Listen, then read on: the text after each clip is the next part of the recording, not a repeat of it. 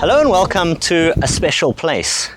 Two cars which share very much the same characteristics, a very similar price point, both massively thirsty V8s, both exceptionally powerful. When you think sports cars, you don't think of cars like these, but both are actually very sporty. This is the Range Rover Velar SVAutobiography, the top of the top.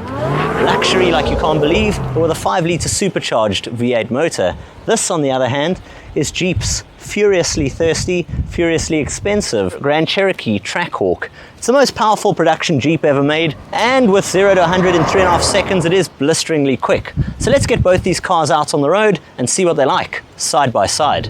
These two cars have very different personalities. This is the Range Rover, and when you're in here, like a fine English country club, it is beautifully well appointed. The quilted leatherwork, soft touch, premium grade materials everywhere, but don't forget, much like the Grand Cherokee, this car is packed in the way of performance. It's got a 5-litre V8 supercharged motor. We're talking about 405 kilowatts, 680 Newton meters of torque, and 0 to 100 delivered in quite a blistering 4.5 seconds. That is very, very quick. But where it differs is, while this is a 5-litre supercharged V8, when we move into that one, you go into a 6.2-litre Hemi supercharged V8, and that is quite a performance of its own. Welcome to what is absolute thunder.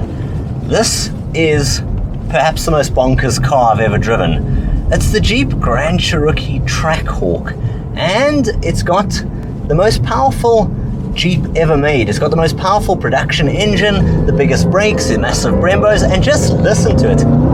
What the hell is this thing running on? It is stupidly quick.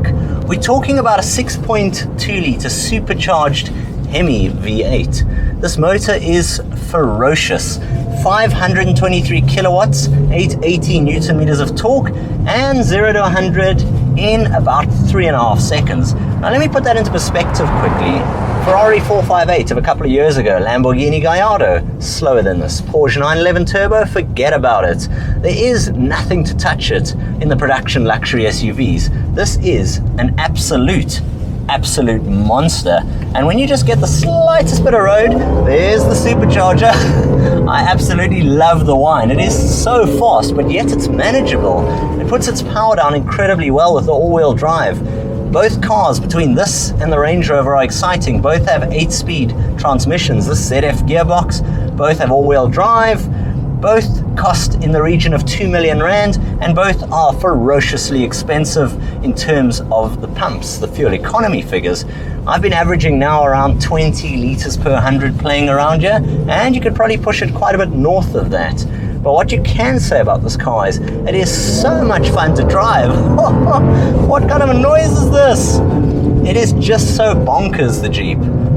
In here, yes, it's different to the Range Rover Velar SVAutobiography in the way that it's very American. It's like a massive cup of coffee. It's like fast food, maybe a pizza that you're going to love every bite of. It's got every topping in the world, and it's as high as Table Mountain over there.